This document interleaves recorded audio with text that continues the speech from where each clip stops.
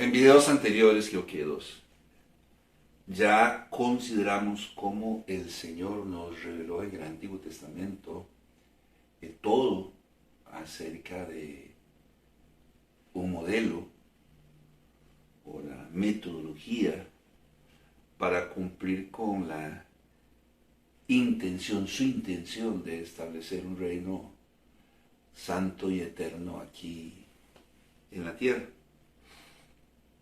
Que este modelo está relacionado con la predicación del Evangelio, la formación de los nuevos creyentes y la formación del liderazgo requerido y necesario en la iglesia. Mi nombre es Carlos Corrales y estamos aquí para hablar de la teología del discipulado.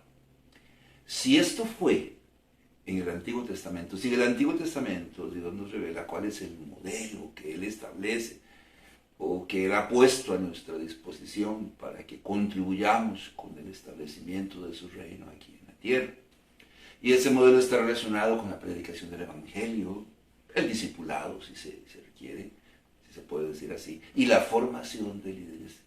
¿Qué pasó en el Nuevo Testamento? Al leer las Sagradas Escrituras, particularmente los 4 Evangelios, Mateo, Marcos, Lucas y Juan, encontramos particularmente al Señor Jesucristo desarrollando el modelo que fue revelado en el Antiguo Testamento. Quizás esa es la razón por la cual encontremos en los 4 evangelios, Mateo, Marcos, Lucas y Juan, al Señor Jesucristo evangelizando. Lo encontramos evangelizando, llamando al arrepentimiento a personas de todos los estratos estratos sociales, a hombres como Nicodemo, que era un miembro del Sanedrín, un hombre muy reconocido, con mucho prestigio en medio de Jerusalén, en medio de la sociedad. Bueno, Dios llama a este hombre, a Nicodemo, al arrepentimiento. Pero igualmente en el libro de San Juan encontramos al Señor Jesucristo tratando con la mujer samaritana, ahí en el pozo de Jacob, una mujer humilde, de condición humilde, inclusive una mujer que no se encontraba ni siquiera casada, porque 5 maridos tenía o había tenido. Y vamos al Señor Jesucristo entonces tratando con personas de todos los estratos sociales, con personas con mucho prestigio como Nicodemo, o una mujer tan humilde como la mujer samaritana.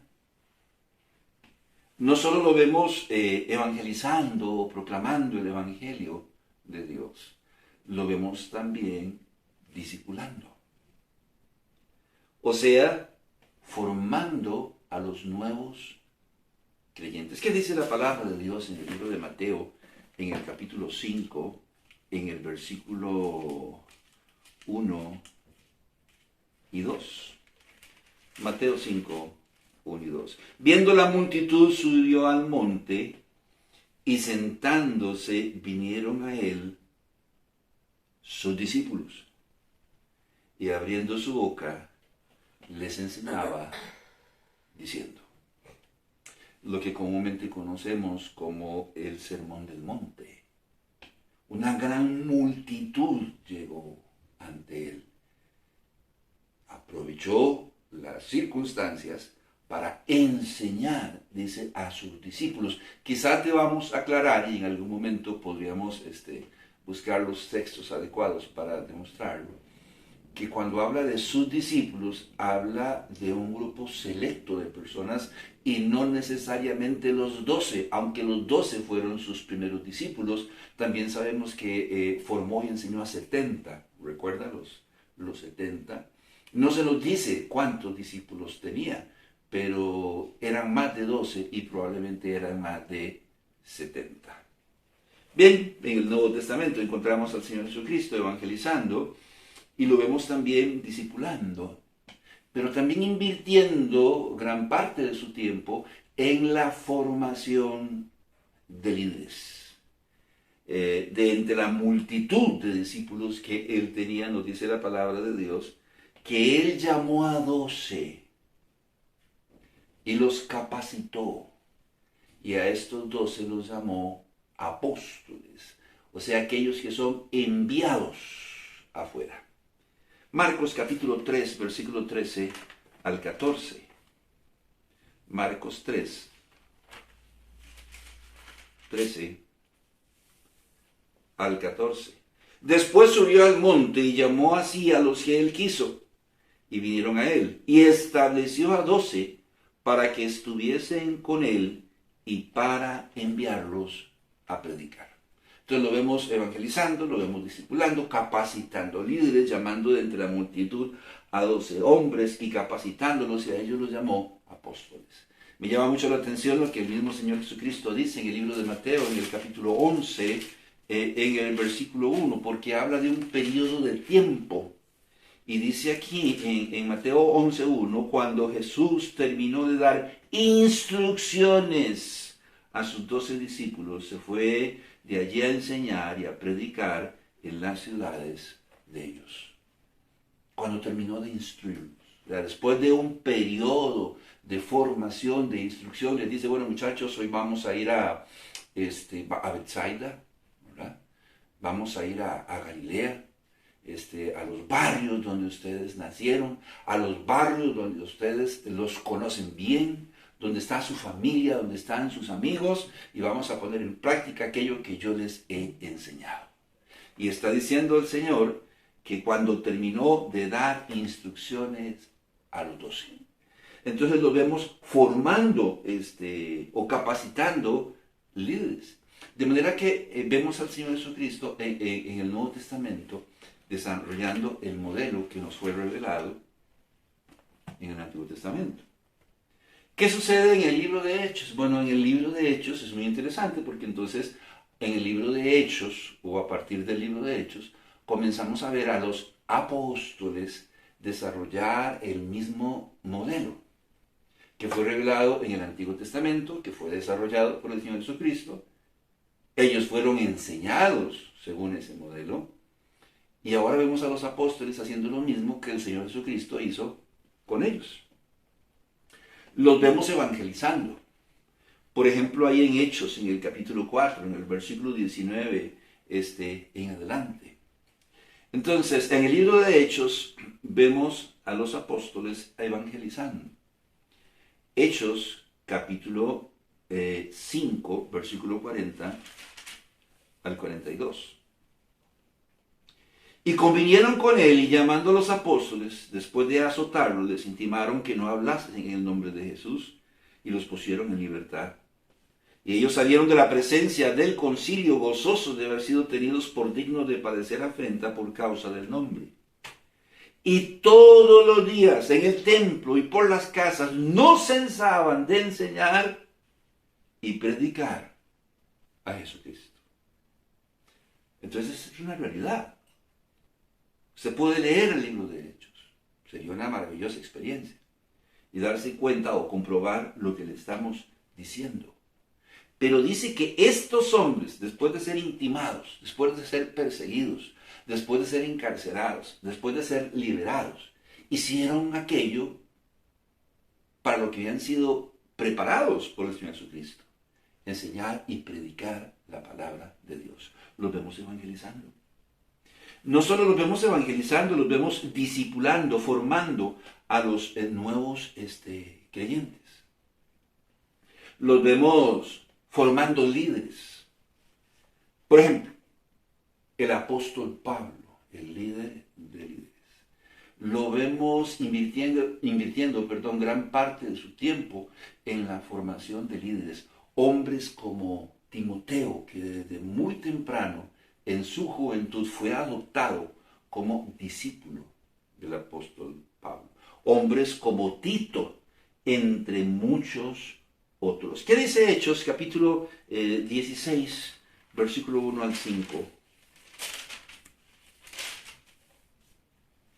Vamos a ver si lo leemos todo. Dice, después llegó a Derbe y a Listra, y aquí que había cierto discípulo llamado Timoteo, hijo de una mujer judía, creyente pero de padre griego.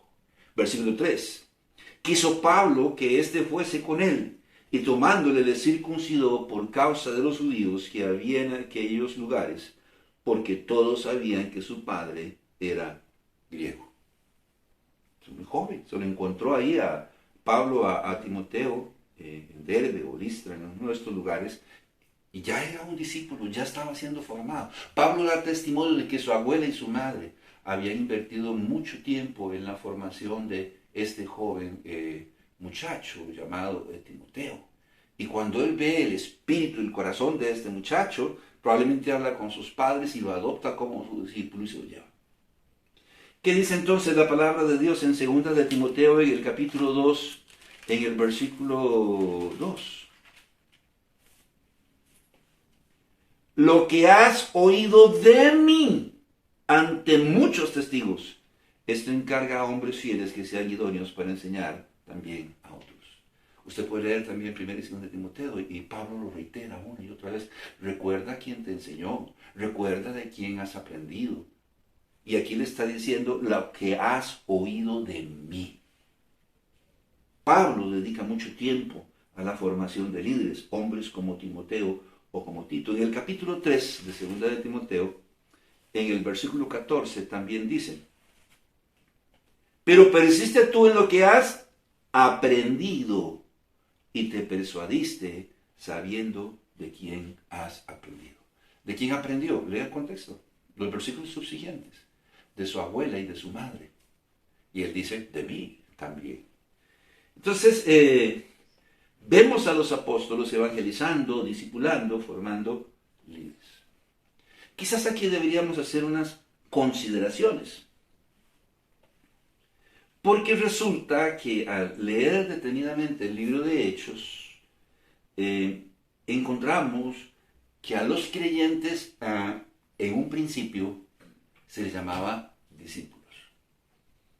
Se les llamaba discípulos. ¿Por qué? Bueno, un discípulo es uno que está siendo enseñado. Un discípulo es uno que está siendo formado. Si no está siendo enseñado, si no está siendo formado, entonces no se le debería llamar discípulo. Creo que esa es la primera consideración. A los creyentes, en un principio, en el libro de Hechos se les llamó discípulos. ¿Por qué? Porque estaban siendo enseñados, porque estaban siendo formados, porque estaban pasando por un proceso. Luego se les llamó los de ese camino. ¿Cómo? Sí, se les llamó los de ese camino. Por diferentes razones o circunstancias.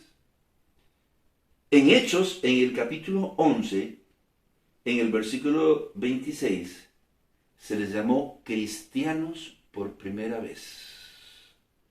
Se les llamó cristianos por primera vez. Hechos, capítulo 11, versículo 26. Podemos darle lectura.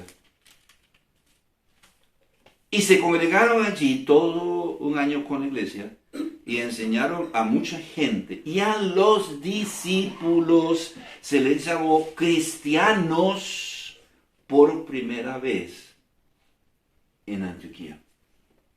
Al analizar otros libros en el Nuevo Testamento, otras epístolas, encontramos que por último a los creyentes se les llamó santos.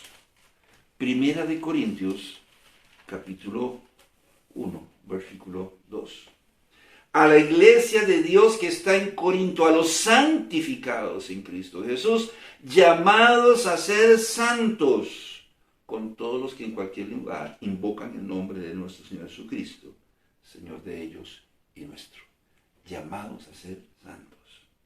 O sea, en un principio a los creyentes se les llamó discípulos, posteriormente los de ese camino. En Antioquía se les llamó cristianos por primera vez. Y por último, se les comenzó a llamar santos. La pregunta es, ¿por qué? Bueno, porque nosotros los creyentes primero escuchamos el Evangelio y nos convertimos. Se supone que luego debemos comenzar a ser formados o discipulados. Y cuando comenzamos a ser formados o discipulados, Entonces comenzamos a andar en el camino. Por eso se les llamó los de ese camino, los de esa manera de pensar, los de esa manera de creer, los de esa manera de vivir. Entonces cuando comenzamos a ser formados y discipulados, comenzamos a dar los primeros pasos, comenzamos a andar el camino. Si crecemos y experimentamos algún tipo de desarrollo y nos parecemos al Señor Jesucristo,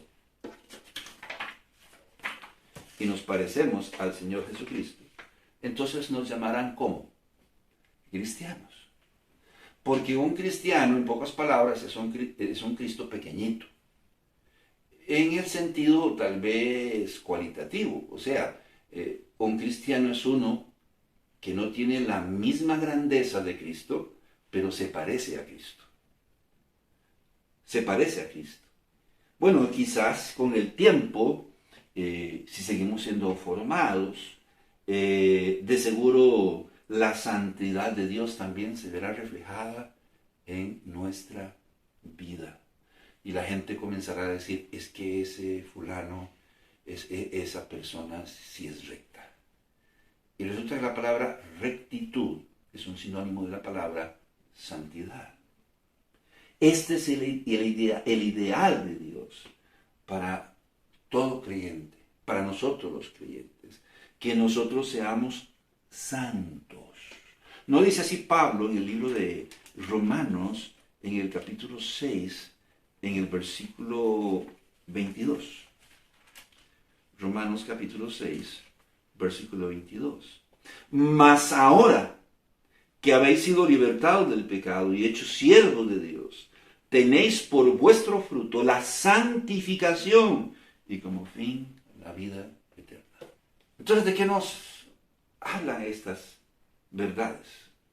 Bueno, definitivamente de un proceso. Se nos llama discípulos porque estamos siendo formados. Los de ese camino porque comenzamos a dar los primeros pasos en la fe de Cristo. Y si crecemos y nos desarrollamos y terminamos pareciéndonos un poquito al Señor Jesucristo, a la larga nos van a llamar cristianos. Y con el tiempo, de seguro, la santidad de Dios se verá reflejada en nuestras vidas, que es el ideal de Dios. Y quizás, de alguna manera u otra, nos llamen santos. En este momento yo quisiera captar su atención, sobre todo si usted es un líder y un pastor.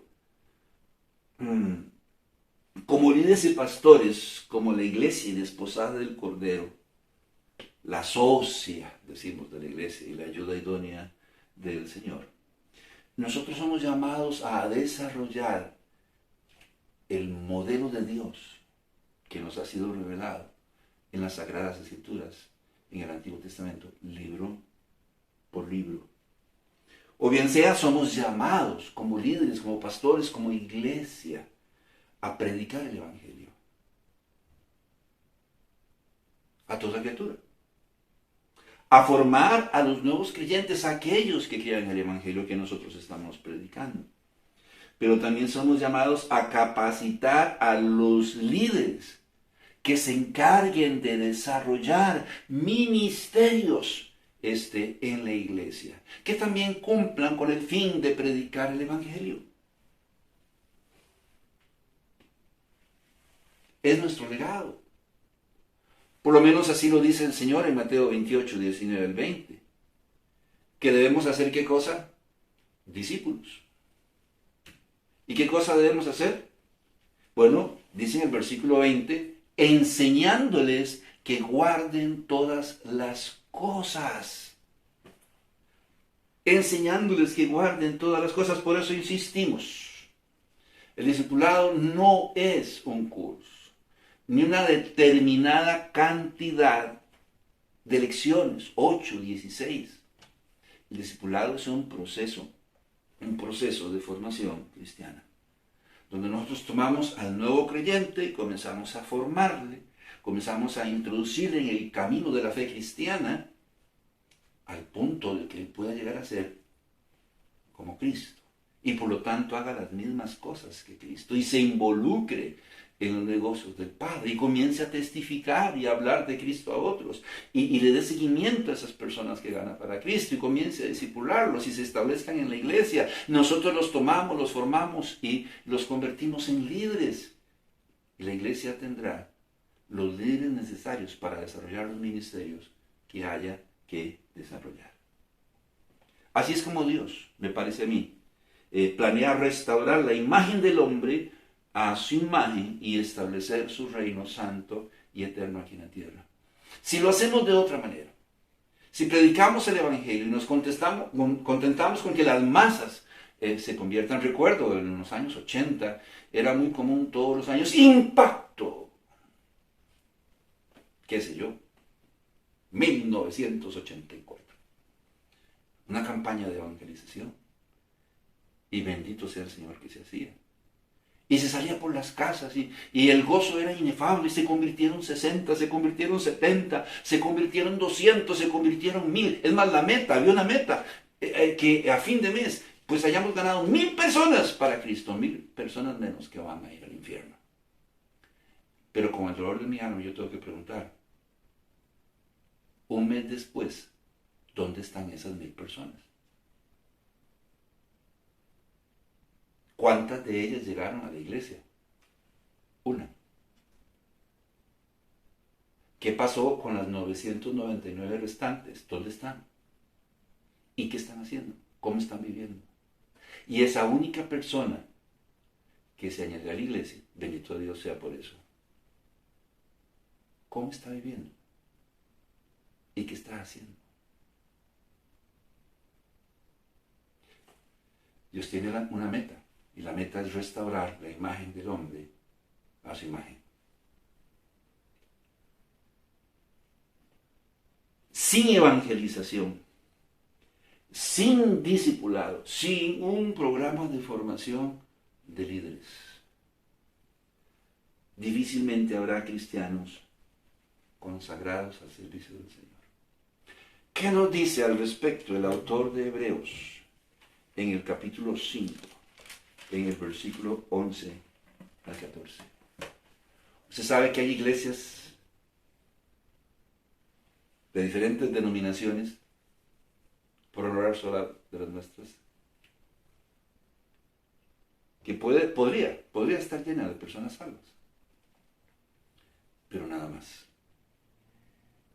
Y dice en Hebreos en el capítulo 5, en el versículo 11 al 14, Hebreos 5, 11, está en otro lado. Dice, acerca de esto tenemos mucho que decir y difícil de explicar, por cuanto os habéis hecho tardos para oír. Es que qué cabezones somos. Se nos enseña, se nos dice, pero no queremos oír. Dice el autor de Hebreos, aquí en el capítulo 5, en el versículo 12, porque debiendo ser ya maestros, después de tanto tiempo, tenemos necesidad de que se os vuelva a enseñar cuáles son los primeros rudimentos de las palabras de Dios.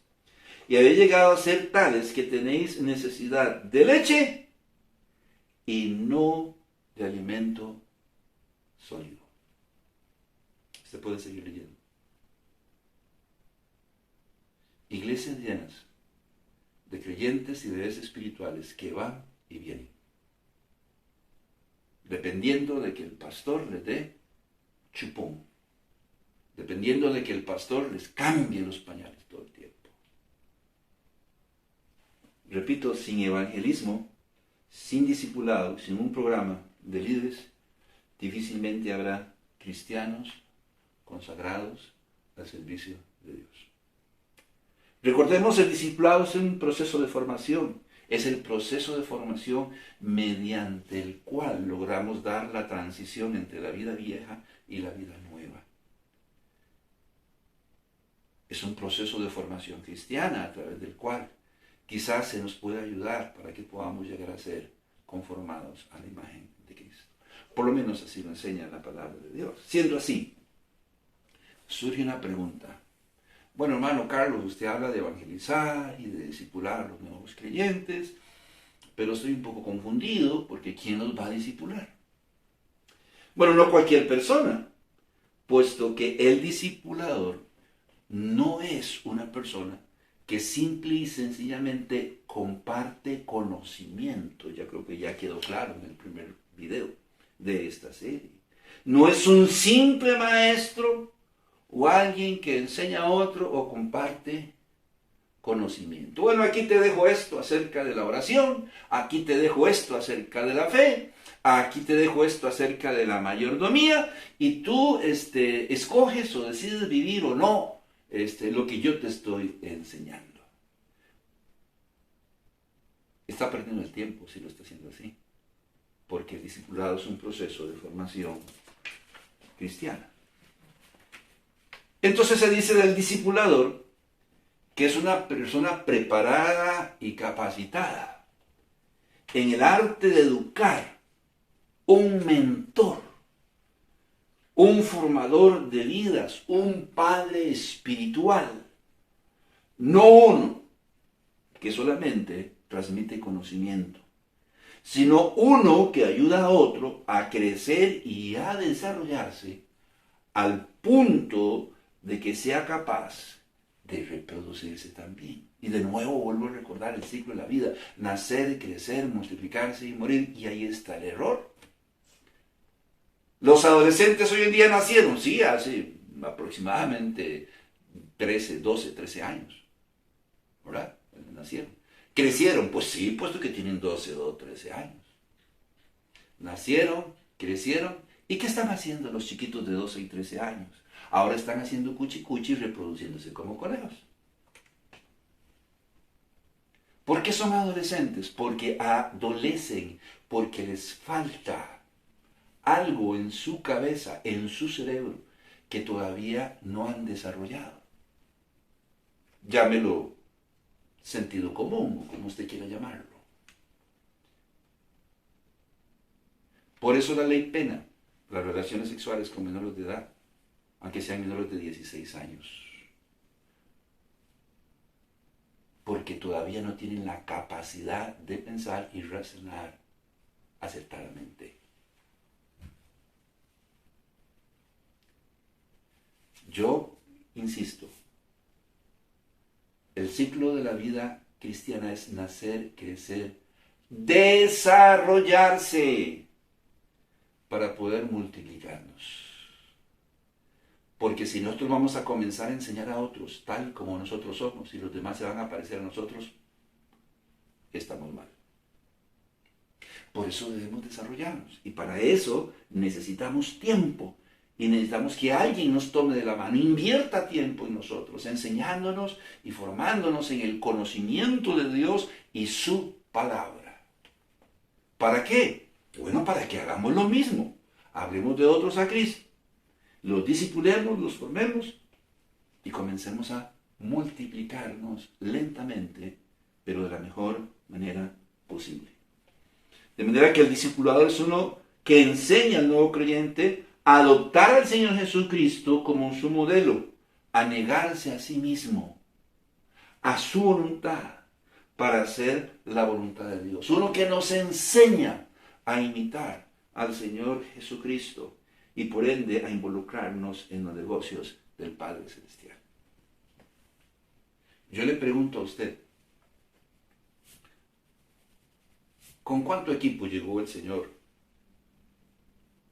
a evangelizar a las multitudes? ¿Uno? Él solo. Y cuando llamó a los 12 y comenzó y los adoptó como sus discípulos, ¿cuántas personas formaban el equipo que estaban discipulando y formando a los 12? Uno. Él mismo. Pero póngase a pensar que también tuvo 70 discípulos. Más. ¿No cree usted que después de haber invertido tiempo en los 12, usó los 12 para formar esos 70? ¿Qué quiere decir? Que solo necesitamos una persona que esté dispuesta a ser enseñada, formada y discipulada. Si se consigue el ideal, esta persona que ya ha nacido, ha crecido, se ha desarrollado, ¿qué va a comenzar a hacer? Multiplicarse. Entonces ya no estoy yo solo, ya somos dos, que estamos enseñando, que estamos discipulando, que estamos formando vidas. Y si yo adopto 2, 3 o 4 discípulos más, y mi discípulo ya formado comienza a adoptar 4 más, y logramos en un periodo de tiempo darles la formación necesaria para que puedan comenzar a multiplicarse, entonces ¿cuántas personas sabremos? 10. Y si los 10 adoptamos cada uno, con el transcurrir del tiempo, póngale 4 meses, 6 meses, un año, qué sé yo, ¿cuántas personas habrá?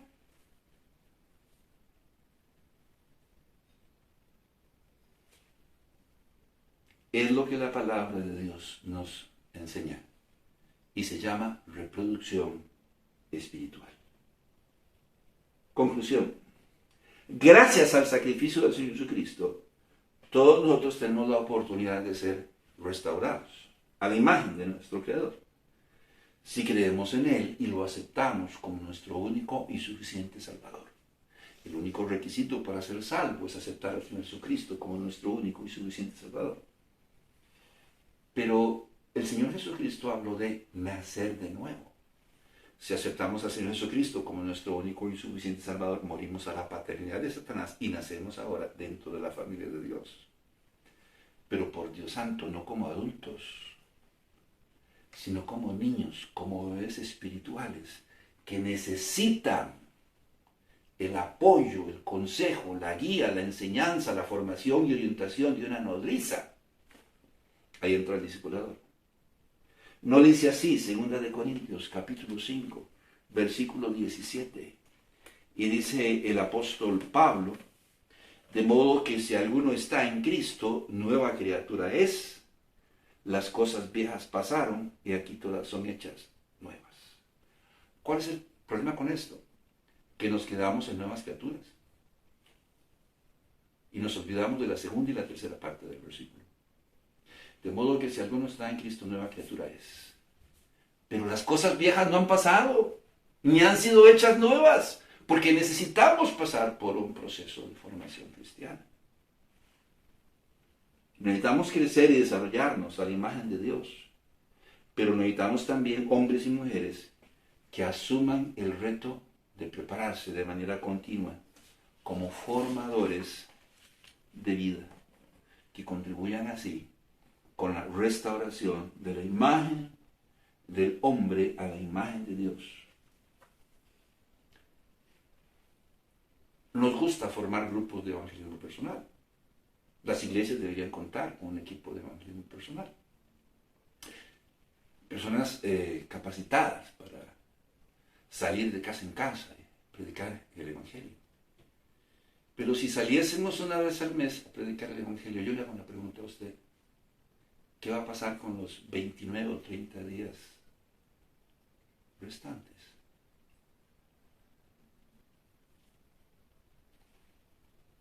Debemos invertir tiempo en el discipulado, en la formación de los nuevos creyentes, para que puedan crecer y desarrollarse y tengan la actitud de predicar el evangelio donde quiera que estén. Yo tuve un mentor y tengo que hacer mención de él, ya él está en la presencia de Dios. El hermano Miguel Monje Muñoz. Llegó un momento en su vida que requirió que él tuviera un trabajo. Tenía un taxi y él trabajaba en el taxi. Tal vez usted lo vea ridículo, ¿no? Pero las iglesias están llenas de estas personas. Él se puso una consigna: quien se monte en mi taxi tiene 2 o 3 minutos para en esta carrera escuchar el evangelio del Señor Jesucristo. Y si usted se subía a su taxi, iba a escuchar a un hombre hablando de la necesidad de aceptar a Cristo. Y muchas personas aceptaron a Cristo en ese lapso tan corto, en ese taxi, y se añadieron a una iglesia. ¿Qué de ellos hoy en día? No sé, por qué yo no los conozco. Pero esa es la actitud correcta. Y yo le decía, Señor, yo quiero ser como el hermano Miguel Monge. Yo quiero tener pasión por las almas. Eso es lo que le carece, de eso es lo que carece el cristianismo. Podemos hablar de cualquier cosa política, y si se trata de criticar al gobierno, al presidente, ni para qué, somos expertos. En Costa Rica todo el mundo es técnico de fútbol, con eso le digo todo. Es parte de la idiosincrasia del costarricense. Todos sabemos de fútbol y lo que hay que hacer para llevar a la selección a un mundial. Para sacar del bache a Cartago, o para hacer a la liga campeón.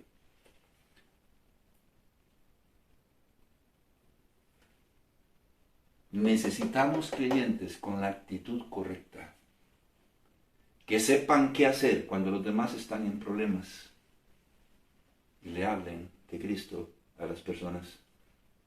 Necesitamos creyentes con una disposición innata por predicar el Evangelio, por formar a los nuevos creyentes, por formar líderes que hoy y mañana puedan contribuir con el establecimiento del reino de Dios aquí en la tierra. Si usted es pastor y usted es líder y se identifica con este tema y necesita ayuda, búsquenos ahí en las redes sociales. Búsquenos, háganos saber su necesidad y tal vez podamos considerar la posibilidad de poder ayudarle a desarrollar el modelo que el Señor estableció en el Antiguo Testamento para su vida, para la vida de su iglesia. Que Dios les bendiga. Gracias.